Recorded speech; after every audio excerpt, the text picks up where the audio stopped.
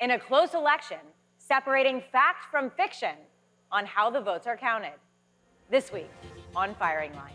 As Election Day approaches and millions cast early ballots across the country, misinformation about voting is spread by the richest man on earth. Take over, Elijah! And a torrent of lawsuits attempts to cast doubt on the voting process. Before a live audience at the 92nd Street Y in New York, I hosted a bipartisan panel committed to standing up for the integrity of our voting systems. Stephen Richer, the Republican recorder for Maricopa County in Arizona. It has to happen with leaders, and so that's why I say to some of these people, you have to do better. Michigan's Democratic Secretary of State, Jocelyn Benson. We all have stories as to how we take on these lies and stand up to powerful figures, whether they be Putin or Elon Musk. And veteran GOP election attorney, Benjamin Ginsburg. It seems to have escaped the genius of Elon Musk that tearing down the system will make it harder for whoever wins this election to govern. Amid threats to election workers, how will officials prevent the chaos of 2020? And what does it take to restore trust in our elections? What do these election experts say now? Firing Line with Margaret Hoover is made possible in part by Robert Granieri, Vanessa and Henry Cornell, the Fairweather Foundation, and by the following. Corporate funding is provided by Stevens, Inc. Michigan Secretary of State Jocelyn Benson, Maricopa County Recorder Stephen Richer, Ben Ginsburg. Welcome back to Firing Line. Secretary Benson, I have to ask you about what has happened today because this is about the real consequences of people who are on the front lines of the election. The Republican National Committee and Elon Musk have seized on this idea that Michigan currently has 500,000 more people on the voter rolls than its eligible voting age population. You and Elon have been tweeting at each other today. You say that this is a misleading number. And so can you please clear up what the controversy is about? And then I want to talk about the real consequences of that controversy. Yeah, so in Michigan, like in every state, we have voter registration database, and it includes active registered voters, of which there are about 7.2 million in our state. The eligible population is 7.9 million, so easily to say less people registered than total. But in addition to that, there are a number of records, actually 1.2 million records, we've identified as inactive. But it's really easy to add those two numbers together, the 7.2 million active registered voters and the 1.2 million who are inactive records, who are about to be eliminated from the entire database. Add those together and say, you've got 8.4 million people on your rolls. You said, let's be clear, Elon Musk is spreading dangerous disinformation. You cleared it up. He replied, Jocelyn Michelle Benson, shame on you for blatantly lying to the public. You only plan to remove ineligible voters after this election. That necessarily means that there are far more people registered to vote than there are eligible voters. Yeah. Again, the two buckets of people added together is what he's conflating. And what I'd love for him to say instead is the facts, which is you've got active registered voters, 7.2 million, and then you've got the inactive records that are slated for cancellation. And so the fact that he won't clear that up and instead chooses to reiterate the misleading information is really dangerous because, Well, let's talk about who it's dangerous for. Yeah. It's dangerous for everybody who believes it, but it's actually dangerous for you. Because right now, as you told me, you have now state troopers surrounding your house and your small child and your family because of the threats that Elon's platform creates for your security. It's really, frankly, my first reaction after this unfolded today was to call my security team to ramp up our security because the last time this happened where I got into a tussle because Elon Musk was trying to mislead voters in our state a few months ago saying, register to vote on my website, his website, and you'll be registered to vote in Michigan, and that actually wasn't true. When we called that out, within a few days, I was swatted twice. And so, there are real life consequences for those of us who try to stand up in the name of the truth and the law to face down individuals who would choose to use their powerful platforms to divide rather than unite. And that's real, I think, for all of us. I think we all have stories as to how we take on these lies and stand up to powerful figures, whether they be Putin or Elon Musk or the former president. And the consequences of doing so mean we have to, the nicest way to say it is watch our backs even more, because we know that speaking truth to power can lead to challenges. And I know, Stephen, Stephen's had his fair share of this. As recorder of Maricopa County, okay, Maricopa County is one of the largest voting jurisdictions in the country, second largest to Los Angeles. Yep. 60% of Arizona's votes come through Maricopa County. You have distributed 1.9 million mail ballots so far. Not me personally, but not you personally. But in 2020, it took 13 days. It took almost 2 weeks for Maricopa County to count all its ballots. There were protests, there was misinformation. Do you expect it to be faster and more orderly this year? It depends on the behavior of the voters. And if they hold on to their early ballots until Election Day and they drop off their mail ballots on Election Day. At 7 p.m. At 7 p.m., then we will be in another situation where if we have razor-thin margins, Arizona won't be able to be confidently called for 48 hours. And I think that very well could be the possibility. You know, we're in that situation. We do the best we absolutely can. We throw more bodies on it, and we encourage people to get their mail ballots back earlier. But beyond that, there's not much we can do. One of the concerns that is spiraling out there, conspiracy theories, is this notion that non-citizens may vote in robust numbers in this election. And I want you to clear up something that's happened in Arizona. At least 218,000 Arizona voters were improperly recorded to have provided proof of citizenship. But this has to do with a longtime residents who received their driver's licenses in Arizona before there were citizenship requirements to do so. The Arizona Supreme Court has ruled that these individuals can all vote. So explain how you're going to combat this notion that 218,000 non-citizens are voting in Arizona's election. I think it will be challenging, and it won't surprise me if this crops up after the election, no matter who wins and who loses. But in Arizona, we have a documented proof of citizenship law. In all other states, you simply have to attest that you are a United States citizen in order to be able to participate. But we have to provide an actual documentation, so a birth certificate or a passport. And most of that comes through the Motor Vehicle Division, because most of that's on file because the Motor Vehicle Division requires it. But there were a few people, that number, who were marked as having documented proof of citizenship on file, but didn't actually. But they still lived in Arizona prior to 1996, and they attested that they were United States citizens. So Elon had a field day. Yeah. He got 38 million views for this tweet. Quote, Arizona is refusing to remove illegals from voter rolls. So you responded to him directly. So what impact did Musk's interfacing with you have? He's very able to drive conversations. And to Jocelyn's point about, this is a man who has access to everything he could possibly want. And so I just wish that he would use some of that access to find out the facts and be an advocate for the whole story. And so that's why I usually piggyback on those and usually get 1/100th of the traffic, but hopefully it does some good. But the Conservative Heritage Foundation has its own database about this, and it has found 85 allegations of non-citizens voting in the last 21 years. Nationwide. Yes. Nationwide. So that's the same organization put out Project 2025, has found 85 allegations of non-citizens voting in the last 21 years. So, Ben, what is going to be the playbook here for how to best combat this narrative?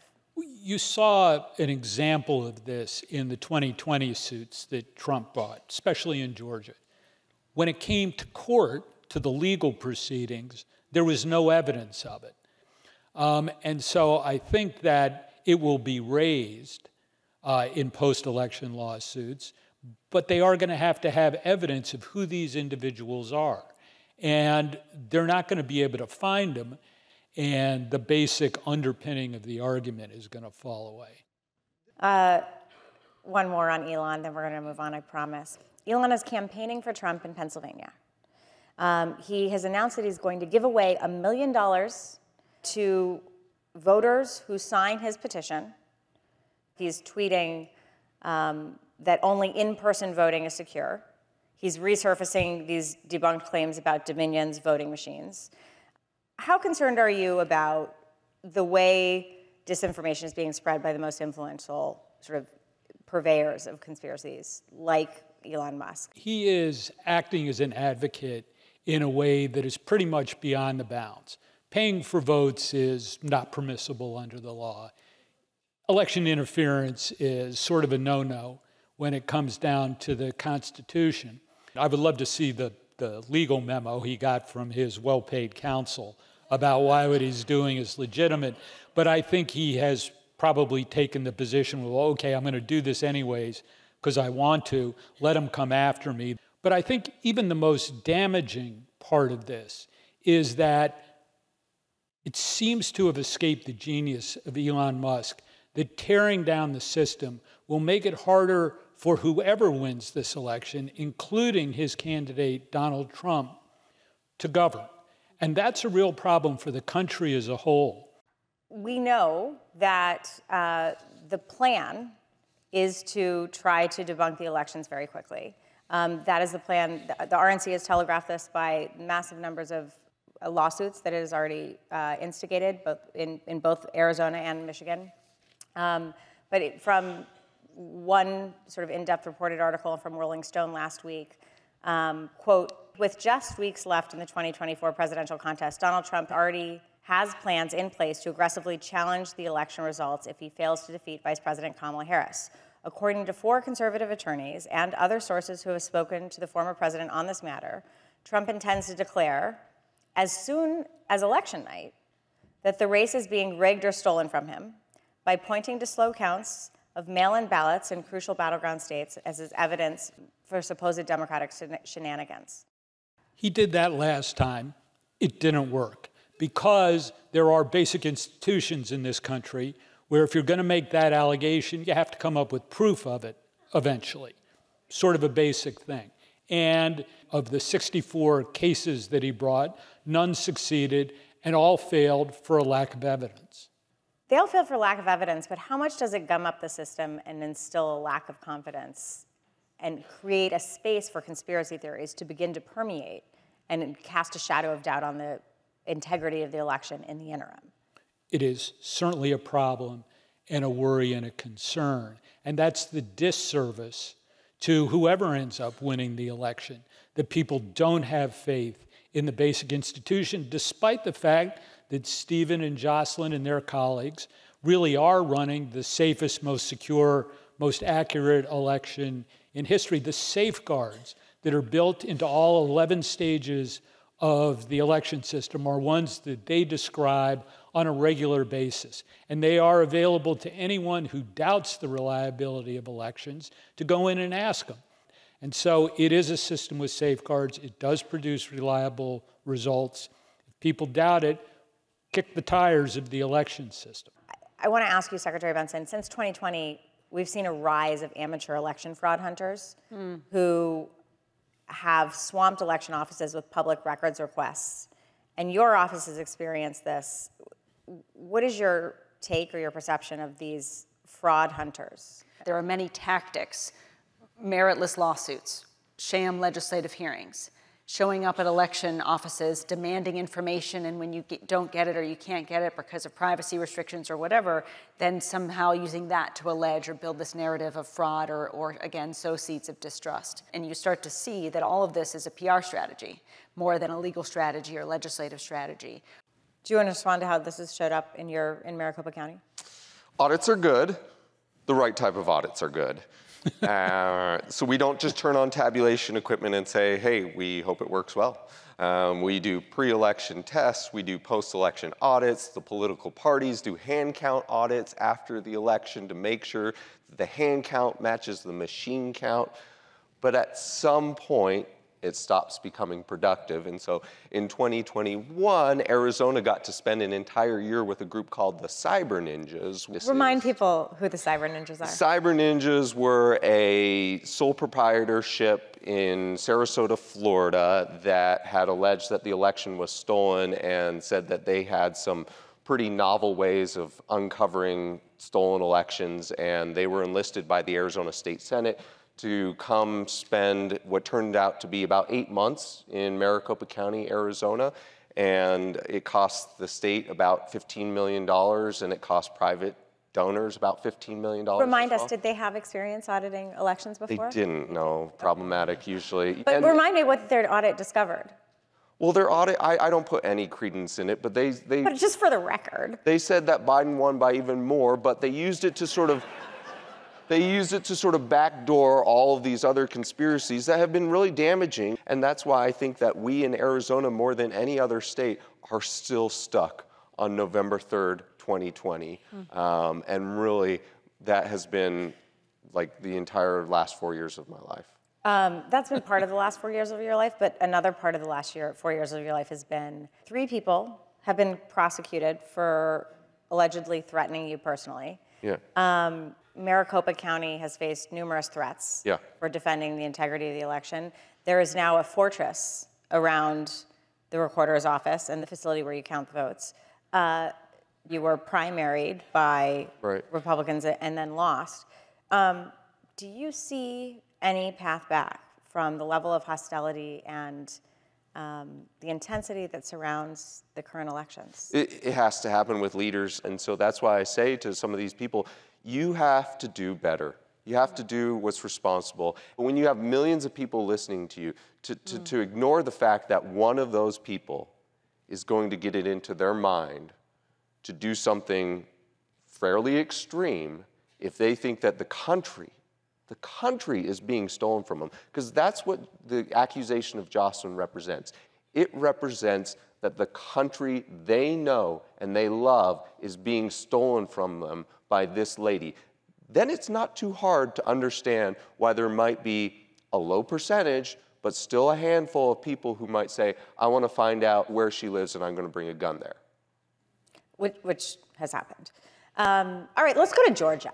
We haven't talked about Georgia yet. Georgia is a bright spot in many ways, but also a trouble spot for 2024. After 2020, Georgia Republicans removed Secretary of State Brad Raffensperger from his role as the chair of the state election board. And they have filled the board with election skeptics who have attempted to implement significant rule changes. And one of them required the mandating of a hand count of all of the ballots, which is currently stayed in court. But how do you understand the changes, the recent changes in Georgia, Ben, and how do you think it's going to go in Georgia?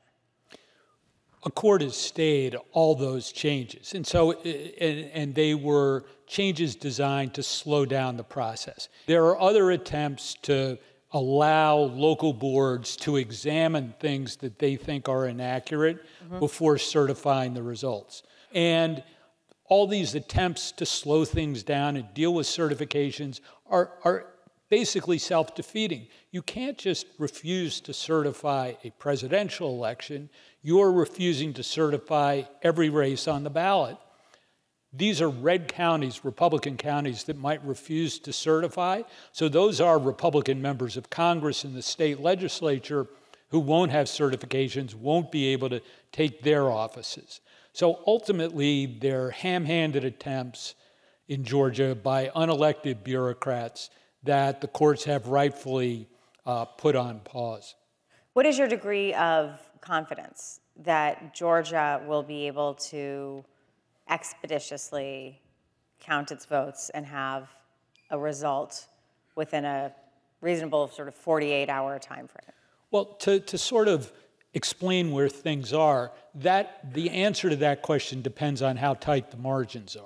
So if the margins are as tight as all the polls... Let's go with, how about 11,870 votes? Just to pick a number. It never gets that close. And that's not Florida close either. So Georgia has its systems down really well. I believe that they will be able to count efficiently and quickly. They have taken steps to be able to do that. But in a tight race, on election night, you're only going to be able to count probably 70, 80% of the ballots. In a tight margin, that's too close for news organizations to call it. And so it is going to take a few days. And it's going to take a few days around the country. And I think overall, if the polls are right and it is this close, we should not expect to know the winner on election night. Audience questions. Trump says he will not accept the election results if it is determined that he lost. You know, there are fears from the audience in this question about another January 6th happening. I think my question for you is forget January 6th, because we've seen the Electoral Count Reform Act passed. We know that there is going to be slates of electors from every state sent to the Congress, and the vice president will proceed with their ministerial role of counting those electoral ballots. So we know that that part will go well. But what about the intervening time? Is there a chance of violence if there is uncertainty from November 5th until December 12th, when the electors cast their ballots? How is that going to affect you and your job? We're going to have a lot of people show up almost immediately. The way that we tabulate results. You mean at the place where you're counting the votes? At the tabulation center, and it will get loud and it will get uncomfortable, and it's unfortunate because we'll have thousands of temporary workers filtering in and out of our central tabulation facility. And so we have a fortress out there, and we deploy more resources than are really reasonable. We have drones in the air for elections, and so we're going to do everything we can to make sure that the workers are safe, the voters are safe, and the ballots are safe. And I would just ask, you know, to the extent that anyone cares what I think, I would ask leaders to be judicious in their remarks, though I know that's not really the hallmark of politics these days. Jocelyn, what are your concerns? Well, first of all, to be clear, candidates don't get to decide who wins or loses an election. Voters do, right? Right. So we have to keep, you know, and they'll try, and they can say what they want to say, but it doesn't change the facts or the truth. And so our number one goal from the minute the polls close to whenever our unofficial results are announced, through the certification process, through January 6, 2025, is to just make sure that the facts and the truth and the law holds. Because when people do come to us, to our offices, to our homes, threatening us with every way possible, or online, or challenging in different ways, we stand in the breach. Because we know that if we don't, the voices of millions of citizens in our state get overturned or unheard. And so I'm proud to dig into that reality when the darkness comes, and it will come, just as it did in 2020, but we'll be ready. What I don't worry about this time is the preparation of election officials. I've really been impressed in going around the country how local community leaders across the political spectrum know that this election dysfunction is bad. And I think there is a great deal more support from community leaders, again, across the political spectrum, for election officials and the jobs that they do, that I think is going to have a really helpful effect should the margins be closed, should the dysfunction jump up. To that end, Jocelyn, you were telling me that there is a degree of hope that you're seeing in terms of the preparation that Ben mentioned. Yeah, we've been through the thick of it, and we've had people show up, armed protesters outside our state house, outside my house, outside our Capitol on January or in December of 2020, trying to propose a false slate of electors. All of that darkness has been real, but there's also been an enormous light of more citizens stepping up to be a part of defending democracy and speaking the truth. And that's really how we counter this at the end of the day, by having more citizens engaged in being a part of protecting elections, being a part of defending democracy, and speaking the truth and spreading the truth and protecting those in the process that are on the other side. And if we can do that, if we can use this moment to actually harness that positive energy and have more citizens care about the process, then we can actually emerge from this moment with a stronger and healthier, more robust democracy than we had coming in. Bravo. You're laughing, and I know it was very cheerful. You're from Arizona, and it reminds me of the John McCain line that it's always darkest before it goes completely black. I'm not as rosy about our situation. There's such a political economy right now to perpetuate this lie. There's so many political incentives. And so, I don't know, but it doesn't feel like we've made much progress despite all of our effort. Thus far, the Trump election denial strategy has not been a successful political strategy. Wasn't in 2018, certainly wasn't in 2020. Republicans way underperformed for a midterm election where the other party was in control. It's not been a successful political strategy. So 2020 should be in the rearview mirror. Try and fix 2024. Recognize that those folks who are your neighbors are putting on this election, and get involved. Go be a poll worker. You can be on the inside looking at the system and the way it works and spotting any problems. To the three of you and to the audience at the 92nd Street Y for joining us for this taping of Firing Line, Ben Ginsberg, Secretary Jocelyn Benson, and Stephen Richer, thank you all for being here. Thank you for joining us. Thank you. Firing Line with Margaret Hoover is made possible in part by Robert Granieri, Vanessa and Henry Cornell, the Fairweather Foundation, and by the following. Corporate funding is provided by Stevens, Inc.